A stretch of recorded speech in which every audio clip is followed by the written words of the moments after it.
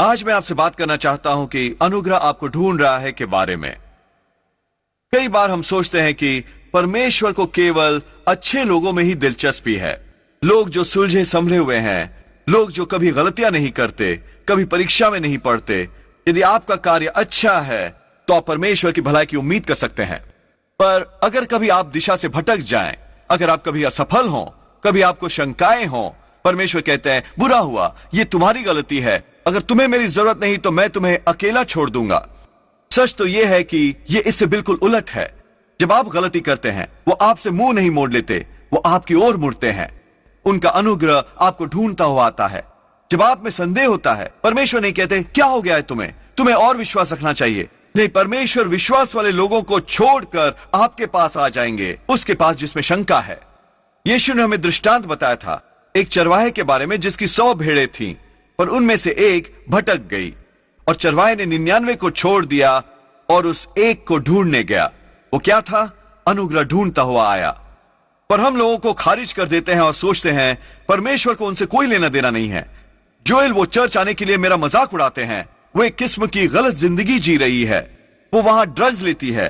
नहीं, क्या आप जानते हैं आधे से ज्यादा नया नियम लिखा गया एक व्यक्ति द्वारा जो कभी विश्वासियों से नफरत करता था। शाऊल कलीसियों का मुख्य शत्रु था। वो विश्वासियों को जेल में डालता था। पर एक बार जब वो दमिश्क जा रहा था, विश्वासियों को दंड देने जा रहा था, राह में एक तेज रोशनी चमकी। वो अपनी पीठ के बल गिर पड़ा। एक आवाज गूंजी, शाऊल तू मुझे क्यों सता रहा है?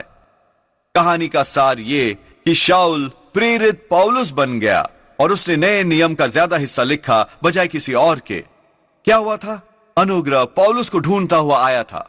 कभी किसी को खारिज ना करें। अपने परिवार के सदस्य, आपके दोस्त शायद गलत चुनाव कर रहे हों। स्वाभाविक तौर पर आप सोचते हैं वो अपना भाग्य कभी नहीं पा सकेंगे, वो कभी वो नहीं करेंगे जो सही है। नहीं, आपको याद रखना होगा अनुग्रह उनको ढूंढ रहा है। आप शायद उन्हें खारिज कर दें, परंतु परमेश्वर उन्हें खारिज नहीं करते। परमेश्वर जानते हैं उनका ध्यान कैसे खींचना है। यदि परमेश्वर शाऊल को बदल सकते हैं जो कलीसिया का सबसे बड़ा दुश्मन था, और उसे कलीसिया का सबसे बड़ी धरोहर बना सकते हैं, परमेश्वर आपके प्रियजनों को भी पूरी तरह से प्रभावित कर सकते हैं। परमेश्वर आपके बच्चों को बदल सकते हैं। इसी व्यक्ति पौलुस ने रोमियो की पुस्तक लिखी, उस अनुग्रह के बारे में जो परमेश्वर हमें मुफ्त प्रदान करते हैं। यदि कोई अनुग्रह को समझ सका तो वो पौलुस था। एक अनुवाद इस शब्द मुफ्त का जो उसने खासकर इस्तेमाल किया है वो है स्वच्छंद। मतलब कि परमेश्वर का अनुग्रह किसी के भी पास जाएगा। यदि कोई स्वच्छंद है, वो खुला छूटा हुआ है, उन पर कोई नियंत्रण नहीं, वो किसी के साथ भी होंगे, इससे फर्क नहीं पड़ता। इसी प्रकार का है परमेश्वर का अनुग्रह। आप ड्रग्स के नशे में हो सकते हैं और अनुग्रह आपको ढूंढ रहा है। आप एक गलत किस्म की जगह पर काम कर रहे हो सकते हैं, अनुग्रह आपको ढूंढ रहा है। आप लोगों को धोखा दे रहे हो सकते हैं, बेईमान, कोई निष्ठा नहीं, और परमेश्वर 99 को छोड़ देंगे और आपके पीछे आएंगे। आप निराश हो सकते हैं, उदास, जीवन से हार मानने ही वाले हैं। खुशी की खबर यह है कि अनुग्रह आपको ढूंढता आ रहा है। आपने शायद गलतियां की हों, आप जीवन में वहां नहीं जहां आपको होना चाहिए। आप आसानी से किनारे बैठे रह सकते हैं। उन आरोप लगाती आवाजों को आपको यकीन दिलाने दे सकते हैं तुम खत्म हो चुके हो, तुम्हारे भविष्य में कुछ नहीं है। नहीं, इसी वक्त अनुग्रह आपको ढूंढ रहा है। परमेश्वर कह रहे हैं मैं तुमसे नाराज नहीं हूं, मैं तुमसे बहुत प्यार करता हूं, मैं तुम्हारे खिलाफ कुछ भी नहीं रख रहा, मैं तुम्हारी गलतियों का रिकॉर्ड भी नहीं रख रहा। मुझे तुम्हारे अतीत में दिलचस्पी नहीं है, मुझे तुम्हारे भविष्य में दिलचस्पी है। दोस्तों, इससे परमेश्वर को कोई फर्क नहीं पड़ता कि आप कहां रह चुके हैं। परमेश्वर को इससे फर्क पड़ता है कि आप कहां जा रहे हैं। इसीलिए वो आपके पीछे आ रहे हैं, इसीलिए वो आपको अकेला नहीं छोड़ेंगे। उनका अनुग्रह आपको कभी नहीं त्यागेगा। वो आपसे बहुत ज्यादा प्रेम करते हैं कि आपको आपके भाग्य से वंचित रहने दें। आप मुंह मोड़ सकते हैं बार बार और बार बार, पर क्या आपको पता है अनुग्रह आता रहेगा। जहां कहीं भी आप जाएंगे अनुग्रह ढूंढता रहेगा। आप परमेश्वर के अनुग्रह को नहीं पिछाड़ सकते। आप इतना भी गलत नहीं कर सकते कि उसे दूर रख सकें। आप बहुत बार मुंह नहीं मोड़ सकते। परमेश्वर का अनुग्रह आता रहेगा ये कहते हुए मेरे पास कुछ बेहतर है, मेरे पास क्षमा है, मेरे पास कृपा है, मेरे पास बहाली है, मेरे पास एक नई शुरुआत है।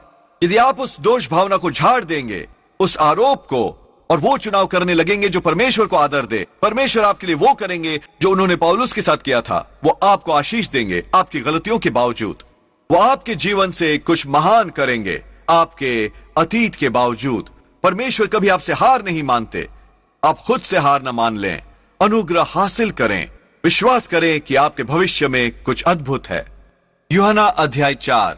यीशु यहूदिया छोड़ने ही वाले थे और अपने घर गलील जाने वाले थे, पर उन्होंने अपने चेलों से कहा, मुझे सामरिया से जाना होगा। खैर, सामरिया जरूर नहीं कि छोटा रास्ता था। न केवल ये, पर उस जमाने में सामरी लोग यहूदियों से मित्रता नहीं रखते थे। उसके चेलों ने कहा, यीशु, वो लंबा रास्ता है, हम एक बेहतर रास्ते से जाएंगे, साथ ही शायद हमें सामरिया से समस्या हो सकती है। यीशु ने कहा, नहीं, मुझे इसी रास्ते से जाना है, मुझे वहां एक काम है, वहां कोई है जिससे मुझे मिलने की जरूरत है। वो सामरिया पहुंचे, वो थके हुए और भूखे थे। यीशु एक कुएं के पास बैठ गए। उन्होंने चेलों से कहा कि शहर जाए और कुछ खाने को लाएं। कुछ ही देर में ये सामरी औरत आई उस कुएं से पानी भरने। उसकी 5 बार शादी हुई थी, जीवन बहुत दर्द और दुख से गुजरी थी। वो इज्जतदार औरत नहीं थी, उसे अच्छी औरत नहीं समझा जाता था, एक नैतिक औरत। उसे नीची नजरों से देखा जाता और दूसरे दर्जे का समझा जाता। कोई शक नहीं कि शहर के कुछ लोग उसे देखते तो वो नाक भौं सिकोड़ते, वो है वो औरत जिससे 5 बार शादी की है, उससे दूर ही रहो। फिर भी पूरा कारण यही था कि यीशु ने कहा, मुझे समरिया से जाना होगा कि वो इस औरत से मिले। यीशु ने उससे बात करनी शुरू की, उसे उसके पूरे जीवन के बारे में बताया। फिर उसने खुद को प्रकट किया मसीहा के रूप में उसके सामने। जब चेले खाना खरीद कर वापस आए, यीशु को इस औरत से बात करते देखा। शास्त्र वचन में लिखा है, वो हैरान रह गए और अचंभित हुए। न केवल यीशु एक औरत से बात कर रहे थे, न केवल एक सामरी से, पर सबको छोड़कर इस औरत से। सब जानते हैं इस औरत का नाम खराब है। वो गलत रास्ते पर चल रही थी, वो गलत चुनाव कर रही थी, पर आप जानते हैं अनुग्रह यही तो है, ये स्वच्छंद है। ये न केवल उन लोगों के पास आता है जो आप सोचें शांत और अच्छे लोग हैं, बढ़िया इज्जतदार लोग हैं। नहीं, वो जाता है इस तरह के लोगों के पास जिन्होंने गलतियां की हैं, वो लोग जो दर्द और दुख से गुजर चुके हैं, लोग जो सोचते हैं, जोएल, मेरे ख्याल से बहुत देर हो चुकी है, मैंने कबाड़ा कर दिया। अनुग्रह इसी विषय में तो है। वो दिन उसके जीवन में एक बदलाव का मोड़ था। खैर जोएल, मेरे सहकर्मी, वो परमेश्वर में विश्वास नहीं रखते। कोई बात नहीं, अनुग्रह उन्हें ढूंढ रहा है। खैर जोएल, वो वहां बाहर ड्रग्स बेच रहा है, परमेश्वर का उससे क्या वास्ता? बेशक है, अनुग्रह उसे ढूंढ रहा है। खैर वो क्लब्स में काम कर रही है, कोई बात नहीं, अनुग्रह क्लब जा सकता है। परमेश्वर का अनुग्रह नहीं जानता कोई सीमाएं, वो असीमित है। खैर वो मेरी तरह भक्ति नहीं करते जोएल, वो अलग विश्वास से संबंध रखते हैं। ये परमेश्वर को नहीं रोकता, अनुग्रह उन्हें ढूंढ रहा है। हमारी पदवियां सृष्टि के रचयिता के लिए सीमाएं नहीं तय करती। वो मुस्लिम है, वो बौद्ध है, वो हिंदू है, ये परमेश्वर को नहीं रोकता। हमारे परमेश्वर सर्वशक्तिमान है। हमारे धार्मिक नाम, हमारे अलग अलग पंथ, वो सृष्टि के रचयिता को नहीं रोक सकते।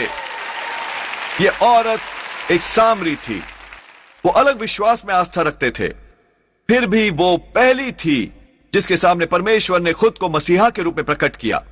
किसी यहूदी अगुवे को नहीं, किसी आराधनालय के रब्बी को नहीं, आज की भाषा में किसी पोप को नहीं, किसी टेलीविजन के मिनिस्टर को नहीं, पर एक लड़की को जो क्लब में काम कर रही थी, एक नौजवान को जो कभी चर्च नहीं गया था।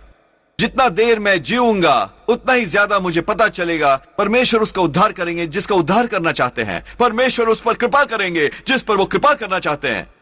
उनका अनुग्रह लोगों को ढूंढ रहा है जिनका कोई अच्छा नाम नहीं, लोग जिन्होंने गलतियां की और नाकामयाब रहे हैं, वो लोग जिन्होंने कबाड़ा किया है। वो किसी भी परिस्थिति घुस सकता है।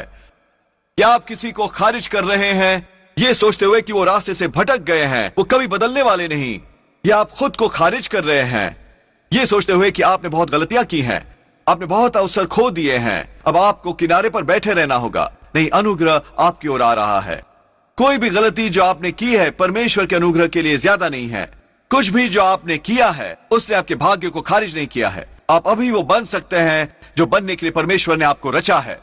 अब उन झूठों को सुनना छोड़ दें कि आपने अपने अच्छे दिन देख लिए और तुम्हें मौका मिला था। नहीं, परमेश्वर वो परमेश्वर है जो दूसरा मौका देते हैं। वो आपको कभी छोड़ेंगे नहीं। आपके जीवन के लिए उनका बुलावा पलटा नहीं जा सकता। उनका अनुग्रह आपके पास वापस आता रहेगा। आप शायद आज इसे नजरअंदाज कर दें, पर यह कल भी वहां होगा। और अगले सप्ताह और अगले महीने, अगले साल भी। योना ने शास्त्र वचन में यही किया। परमेश्वर ने उसे निनवे शहर जाने को कहा था, पर वो वहां नहीं जाना चाहता था। वो दूसरी दिशा में चला गया। अंत में उसे जहाज से फेंक दिया गया समुद्र के बीचों बीच। उसे डूब जाना चाहिए था, उसका यह अंत हो जाता, पर एक वेल मछली के रूप में अनुग्रह प्रकट हुआ। उस बड़ी मछली ने उसे निगल लिया। 3 दिन बाद उसे उगल दिया सूखी जमीन पर। मैं क्या कह रहा हूं? आप परमेश्वर के अनुग्रह को पिछाड़ नहीं सकते। आप जहां कहीं भी जाएंगे, अनुग्रह आपको ढूंढता हुआ आएगा। मूसा जब वो नौजवान था, उसने एक आदमी की हत्या कर दी। उसे अपनी जान बचाकर भागना पड़ा। उसने मरुस्थल के पार कई साल बिताए। लगता था जैसे वो अपनी तकदीर से वंचित रह गया, पर 40 साल बाद अनुग्रह उसे ढूंढता हुआ आया।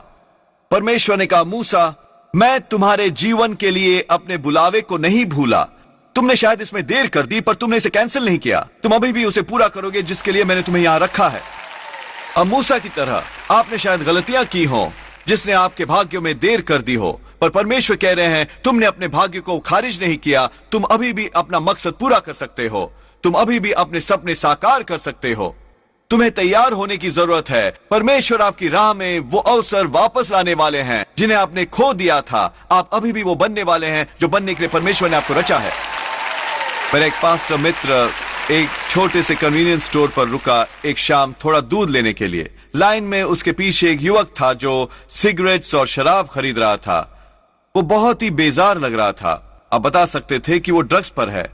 ये पास्टर जान गया कि उसे उस तक पहुंचना होगा, उससे बात करनी होगी, उसके लिए प्रार्थना करनी होगी। वो ये करने वाला था जब वो दोनों अपनी पेमेंट कर चुके होते स्टोर के बाहर। पर जब उस क्लर्क ने पीठ मोड़ी, ये युवक उस स्टोर से भाग खड़ा हुआ, अपनी कार में कूदा और चला गया। उसने वो चीजें चुरा ली। पास्टर का परिवार वहां बाहर ही उसका इंतजार कर रहा था। उन्होंने ये सब देखा। उन्होंने कहा, डैड, वो उस तरफ गया है, उस छोटी सी नीली कार में। इस पास्टर को इतनी जरूरत महसूस हुई उस नीली कार को ढूंढने की। वो कार में बैठे और गांव भर घूमते रहे उस नीली कार को ढूंढते हुए। वो क्या था? अनुग्रह उस युवक को ढूंढ रहा था, उसकी तलाश करता हुआ। शास्त्र वचन में लिखा है कि परमेश्वर उन्हें ढूंढते हुए आते हैं जो खो चुके हैं। ढूंढने का मतलब है उनके पीछे जाना, उनका पीछा करना, उन्हें खोजना। करीब 20 मिनट के बाद एक बच्चे ने देखा और कहा, डैड, वो रहा। उन्होंने उस नीली कार को एक और ग्रोसरी स्टोर में देखा। पास्टर अंदर गया। इस युवक के पास एक और टोकरी थी सिगरेट और शराब की। वो उन्हें दोबारा चुराने वाला था। जब उसने पास्टर को देखा तो वो तकरीबन बेहोश हो गया। पास्टर ने कहा, हे नौजवान, परमेश्वर का हाथ तुम्हारे जीवन पर है। ये तरीका नहीं है जिंदगी जीने का, तुम इससे कहीं बेहतर हो। उसकी आंखें सचमुच बड़ी हो गईं। उससे कहा, तुम कौन हो? उसे कहा, मैं एक पास्टर हूं यहां इस शहर में। परमेश्वर ने मुझे भेजा है तुम्हें ढूंढने को, ताकि मैं तुम्हें बता सकूं कि तुम्हें तुम्हारा भाग्य पूरा करना है। वो कांपने लगा और उसकी गालों पर आंसू बहने लगे। उसे कहा, मैं हेरोइन का व्यसनी हूं। मैं बार बार रिहैब में गया हूं, पर मैं बस इसे छोड़ नहीं सकता। पास्टर ने कहा, आज की रात तुम्हारी रात है। अगर तुम राजी हो इन्हें छोड़ने के लिए, तो उन व्यसनों की शक्तियां दूर हो जाएंगी। उसने सिगरेट्स वापस रख दिए और शराब दूर रख दी। वो रात उसके लिए एक नई शुरुआत थी। वो उसका टर्निंग पॉइंट था। आज वो पूरी तरह से मुक्त है, एक साफ और शांत जीवन जीते हुए। शास्त्र वचन में लिखा है, परमेश्वर ने जगत से ऐसा प्रेम किया। इसमें यह नहीं लिखा परमेश्वर ने अच्छे लोगों से ऐसा प्रेम किया। परमेश्वर उन लोगों से प्रेम करते हैं जो सुलझे संभले हुए हैं। नहीं, परमेश्वर उन लोगों से प्रेम करते हैं जिनके व्यसन हैं। परमेश्वर उनसे प्रेम करते हैं जो राह से भटक गए हैं। परमेश्वर उन लोगों से प्रेम करते हैं जिन्होंने गलतियां की हैं। उनका अनुग्रह बाधित नहीं है। असल में पौलुस कहता है, जहां पापी होते हैं वहां अनुग्रह और भी ज्यादा होता है। आप सोचते हैं कि आप परमेश्वर से जितना ज्यादा दूर जाएंगे उतना ही कम वो आप में रुचि लेंगे, पर यह बिल्कुल विपरीत है। परमेश्वर 99 को छोड़ देते हैं और आपको ढूंढते हुए आते हैं। जब आप गलत रास्ते पर हो योना की तरह, तो परमेश्वर एक वेल भेजेंगे। जब आप रास्ते से भटक जाते हैं इस युवक की तरह जिसमें व्यसन थे, परमेश्वर किसी को भेजेंगे आपका पीछा करने को। जब आप जीवन का कबाड़ा करते हैं उस कुएं वाली औरत की तरह, परमेश्वर कहेंगे, मुझे समारिया से जाना होगा, मुझे आपको बताना होगा, मेरे पास एक नई शुरुआत है। मैंने एक कहानी पढ़ी एक बुजुर्ग सज्जन के बारे में कि वो अपनी मृत्यु शैया पर थे। वो एक छोटे से अस्पताल में थे, बिल्कुल अकेले, कैलिफोर्निया के सियरा पर्वत के नीचे। ये तकरीबन आधी रात होने आई थी। वो मरने ही वाला था कि उन नर्सों में से एक ने अपने प्रभु सेवक को फोन किया, फादर ओमैनली को, और उससे पूछा कि क्या वो इसके लिए प्रार्थना कर सकते हैं। बाहर एक बहुत बड़ा तूफान आया हुआ था, आंधी, बारिश, सड़कों पर पानी भरा था। उससे कहा कि वो वहां पहुंचेगा जितनी जल्दी हो सके। जो एक 30 मिनट की ड्राइव होती, उसे उसमें 2 घंटे लग गए। फादर ओमैनली उस अस्पताल में पहुंचे सुबह के 3 बजे। उस नर्स ने कहा, हम इस आदमी के बारे में ज्यादा नहीं जानते, उसका कोई परिवार नहीं है, कोई दोस्त उससे मिलने नहीं आया। पिछले 2 साल से वो अस्पताल से अंदर बाहर आता जाता रहा है। वो किसी से खुलकर बात नहीं करता, वो बिल्कुल भी फ्रेंडली नहीं है। फादर ओमैनली अंदर गए और कहा, हेलो सर, मैं आज रात यहाँ से गुजर रहा था, मैंने सोचा कि यहाँ रुक कर देखते हुए जाऊं कि आप कैसे हैं। उस आदमी ने बहुत रूखाई से कहा, तुम यहाँ से गुजर नहीं रहे थे, रात के 3 बजे हैं, तुम जानते हो मैं मर रहा हूं। फादर ओमैनली ने उसके लिए प्रार्थना की। उन्होंने कहा, क्या आप कुछ बात करना चाहेंगे, कोई भी बात जो आप सही करना चाहें। वो आदमी एक शब्द भी नहीं कह रहा था। तो फादर ओमैनली ने बाहर उस भारी तूफान के बारे में बात करनी शुरू की, फुटबॉल के बारे में। आखिरकार वो आदमी खुला, बातचीत में हिस्सा लेने लगा। करीब 3 घंटे के बाद, सुबह होने के करीब, उसने कहा, फादर ओमैनली, एक बात है जो मेरे दिल पर बोझ है, मैंने कभी किसी को नहीं बताया, इसने पूरी जिंदगी मुझे बेचैन किया। उसने बताया कि कैसे वो रेलवे स्टेशन पर स्विचमैन था अपनी पूरी कामकाजी जिंदगी। एक रात 31 साल पहले, क्रिसमस से 2 दिन पहले, वो और उसका क्रू बहुत ज्यादा पी रहे थे। उस रात भी बाहर वहां भारी तूफान था, तेज आंधी थी, कुछ भी नजर नहीं आता था। उन्हें कोई चाहिए था जो बाहर जाता और स्विच करता उस ओवरनाइट मालगाड़ी के लिए। वो नशे में था, इसलिए वो वहां जाने के लिए तैयार हो गया। उसने एक्सीडेंटली गलत बटन दबा दिया और वो मालगाड़ी एक पैसेंजर कार से जा टकराई, एक नौजवान दंपति और उनकी 2 बेटियों को मार डालती हुई। उसे कहा, किसी को सचमुच पता नहीं चला कि क्या हुआ था उस रात। मैं उस दोष भावना को लेकर जिया हूं।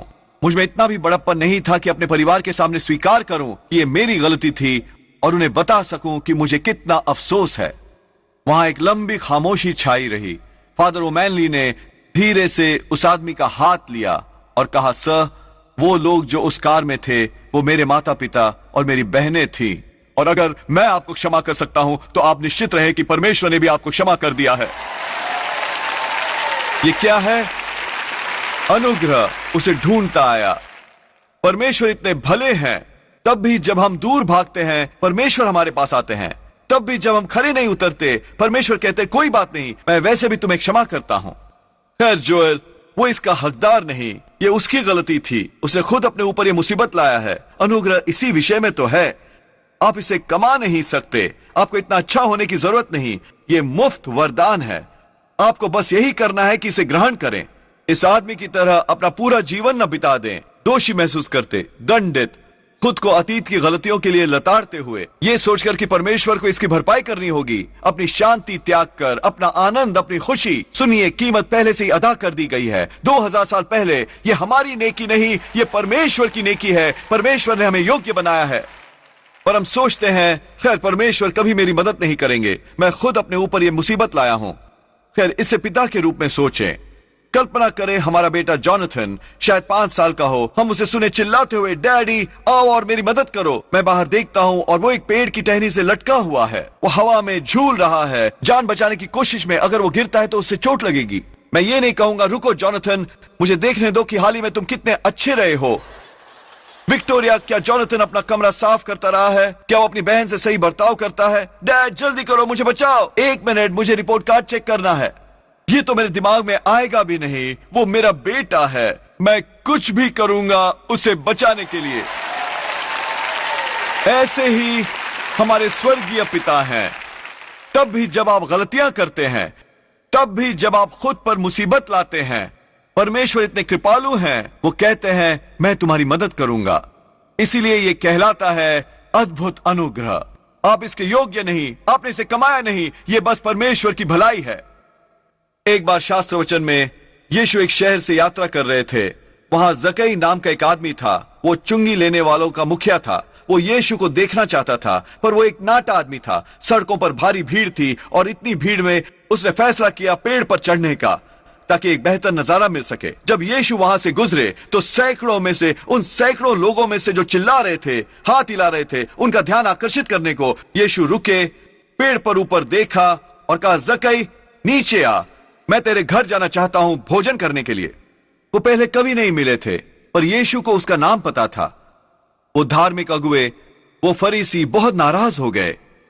वो समझ नहीं पा रहे थे कि क्यों यीशु जक्कई से कोई नाता रखना चाहते हैं, एक चुंगी लेने वाले से। वो जाने जाते थे अपनी बेईमानी के लिए, लोगों को छलने और उनका फायदा उठाने के लिए। उनका नाम बदनाम था। उन्होंने सोचा कि यदि यीशु सच्चे होते तो वो जानते कि वो गलत आदमी के साथ भोजन करने जा रहे थे। शास्त्र वचन में लिखा है कि वो नाराज थे क्योंकि वो ऐसे बदनाम पापी के मेहमान बने थे। क्या ये दिलचस्प नहीं? उस दिन वहां मौजूद सभी लोगों में से यीशु एक बदनाम पापी के साथ घर गए। ये फरीसियों के शास्त्र वचन के साथ मेल नहीं खाता था। उन्होंने सोचा था यीशु जक्कई को डांटेंगे या कम से कम उसे नजरअंदाज करेंगे, पर अवश्य ही उसके घर नहीं जाएंगे। पर यहां ही अनुग्रह प्रकट होता है। अनुग्रह उन पर आता है जो सोच भी नहीं जा सकते, जो उसके योग्य नहीं होते, वो जिन्होंने गड़बड़ कर रखी है। धर्म कहता है दूर रहो हे आदमी, तुम बुरे हो। परमेश्वर कहते हैं मैं तुमसे मिलने आ रहा हूं, मैं तुम्हें ठीक करूंगा। यीशु ने जक्कई को उपदेश नहीं दिया, उन्होंने उसे नीचा नहीं दिखाया, ये कहते हुए तुम बुरे पापी, तुम्हें क्या मिलता है लोगों को छल कर, तुम्हें शर्म आनी चाहिए। उन्होंने बस उससे प्रेम किया, उस पर कृपा दिखाई, वो उनका मित्र बन गया। और जक्कई ने अपनी मर्जी से कहा, आज के बाद मैं अपनी कमाई का आधा गरीबों को दूंगा, और यदि मैंने किसी को धोखा दिया तो मैं उसे सही करूंगा। उसने अपनी राह बदल दी, इसलिए नहीं कि उसे शर्मिंदा किया गया, बल्कि इसलिए कि उसे प्रेम किया गया। शास्त्र वचन में लिखा है यह परमेश्वर की भलाई है जो प्रायश्चित की ओर ले जाती है। पर कुछ लोगों ने बस यही सुना है कि कैसे परमेश्वर उन पर क्रोधित है, कैसे उन्हें बेहतर करने की जरूरत है, कैसे वो कसौटी पर खरे नहीं उतरते। और यदि आप परमेश्वर का अनुग्रह समझते हैं कि परमेश्वर आपके लिए हैं, चाहे आप एक घोर पापी क्यों ना हो, परमेश्वर उसे आपके विरुद्ध मन में नहीं रखते। यदि आज इस धरती पर यीशु होते, वो कहते मैं आना चाहता हूं और आज आपके साथ रहना चाहता हूं। अनुग्रह आपको ढूंढ रहा है। यदि आप इसे ग्रहण करेंगे, खुद को लताड़ना छोड़ दें और दोषी महसूस करना, फिर आप में सामर्थ आएगी गढ़ों को ढा देने की और हर बात जो आपको पीछे रखे है। जब यीशु उस समय उस औरत से बोले जो व्यभिचार करते पकड़ी गई थी, सभी पुरुष उस पर पथराव करना चाहते थे, पर यीशु ने कहा तुम में से जो पाप रहित हो वही पहला पत्थर मारे। हर कोई चला गया। यीशु ने उस महिला से कहा मैं भी तुझ पर आरोप नहीं लगाता और जा और पाप न कर। उन्होंने ये नहीं कहा जा और पाप न कर फिर मैं तुझ पर आरोप नहीं लगाऊंगा, हे स्त्री खुद को संभाल, बेहतर चुनाव कर फिर मैं तुम्हें क्षमा करूंगा। नहीं, उन्होंने कहा मैं तुम पर आरोप नहीं लगाता, अब जाकर अपना रंग ढंग बदलो। देखिए, सिद्धांत यह है कि अगर लोग दोषी महसूस करते हैं तो वो नीचा महसूस करते हैं। उन्हें बताया जाता है कि वो खरे नहीं उतरते, फिर वो बदलते नहीं, वो दोष भावना में जीते हैं, खुद के बारे में बुरा महसूस करते हुए जीवन के बोझ तले। और जब आपको पता चलता है कि आप पर आरोप नहीं है, आप जानते हैं परमेश्वर आपकी गलतियां आपके विरुद्ध नहीं रख रहे, जब आप जान लें कि परमेश्वर कह रहे हैं मैं तुम्हारा घर आना चाहता हूं, मैं तुम्हारा दोस्त बनना चाहता हूं, दूसरे लोगों ने शायद तुम्हें खारिज कर दिया हो पर मैंने तुम्हें खारिज नहीं किया, मुझे पता है तुम क्या दे सकते हो, मुझे पता है तुम कितने अद्भुत हो, फिर आपको सामर्थ मिलती है सचमुच बदलने की। आपने शायद गलतियां की हो, आप वहां नहीं जहां आप होना चाहते हैं, वो आरोप लगाती आवाजें आपको आपकी सभी कमियां याद दिलाएंगी, हर बात जो आपने गलत की है। पर विश्वास आजमाएं वो सुनने को जो परमेश्वर आपसे कह रहे हैं मैं तुम पर आरोप नहीं लगाता, मैं कुछ तुम्हारे विरुद्ध नहीं रख रहा, मैं तुम्हारी गलतियों का रिकॉर्ड नहीं रख रहा। दोस्तों, अनुग्रह आज आपके पास आ रहा है। मैं पूछ रहा हूं कि आप इसे ग्रहण करेंगे, कि आप वो दोष भावना और आरोप झाड़ देंगे, कि आप अपने कंधे ऊपर करेंगे, अपना सर ऊपर उठाएंगे। कुछ भी जो आपने किया है आपका भाग्य खारिज नहीं कर सकता। अब आप में से कुछ खुद पर निराश हैं, उन सभी तरीकों पर फोकस करते हुए कि कैसे आप कसौटी पर खरे नहीं उतरते। बस जैसा यीशु ने कहा मुझे इस समारिया से जाना होगा, उस स्त्री से मिलने जो जीवन के थपेड़े सह रही है। परमेश्वर कह रहे हैं मुझे तुम तक पहुंचना होगा और तुम्हें बताना होगा कि मेरा अनुग्रह तुम्हारी किसी भी गलती से बड़ा है। मुझे तुम्हारे अतीत में रुचि नहीं है, मुझे तुम्हारे भविष्य में दिलचस्पी है। मुझे तुम्हें बताना होगा कि तुम क्षमा किए गए, तुम छुड़ा लिए गए। ये अंत नहीं है, मेरे पास एक नई शुरुआत है। तुम्हारे सर्वोत्तम दिन अभी भी आगे है। अब शायद आप इसके योग्य ना हो, पर परमेश्वर कह रहे हैं मुझे तुम तक पहुंचना होगा और तुम्हें बताना होगा कि मेरा अनुग्रह तुम्हारी किसी भी गलती से बड़ा है। मुझे तुम्हारे अतीत में रुचि नहीं है, मुझे तुम्हारे भविष्य में दिलचस्पी है। मुझे तुम्हें बताना होगा कि तुम क्षमा किए गए, तुम छुड़ा लिए गए। ये अंत नहीं है, मेरे पास एक नई शुरुआत है। तुम्हारे सर्वोत्तम दिन अभी भी आगे है। आपके बारे में सोचा भी नहीं जा सकता, पर अनुग्रह इसी विषय में तो है, ये स्वच्छंद है, ये बाधित नहीं है, ये किसी को भी मिलता है। यदि आप ये अनुग्रह ग्रहण करेंगे, परमेश्वर आपके लिए वो करेंगे जो उन्होंने पौलुस के लिए किया। आपकी गलतियों के बावजूद वो आपको आशीष देंगे। वो अभी भी आपके जीवन से कुछ महान बनाने वाले हैं, आपके अतीत के बावजूद। योना की तरह अगर आप अभी भी खुद पर मुसीबत लाते हैं, परमेश्वर वहां होंगे आपकी मदद करने को। उस युवक की तरह जो व्यसनी था, परमेश्वर आपके प्रियजनों की खोज कर निकालेंगे। वो आपके उन रिश्तेदारों को ढूंढ कर निकालेंगे जो राह से भटक गए हैं, उन्हें आजाद करेंगे, उनसे उनका भाग्य संपूर्ण करवाएंगे। मैं विश्वास और ऐलान करता हूं कि अनुग्रह आपकी ओर आ रहा है। यदि आप ग्रहण करते हैं तो कहिए आमीन। हम अपना प्रसारण खत्म नहीं करना चाहते, आपको यह अवसर दिए बिना कि यीशु को अपने जीवन का प्रभु बनाएं। मेरे साथ प्रार्थना करेंगे। प्रभु यीशु, मैं अपने पापों का पश्चाताप करता हूं, मेरे हृदय में आइए। मैं आपको अपना प्रभु और उद्धारकर्ता बनाता हूं। यह साधारण सी प्रार्थना करके आप नए सिरे से जन्म ले चुके एक बाइबल आधारित चर्च में आइए। परमेश्वर को पहला स्थान दीजिए, वो आपको कमाल की जगहों पर पहुंचाएंगे।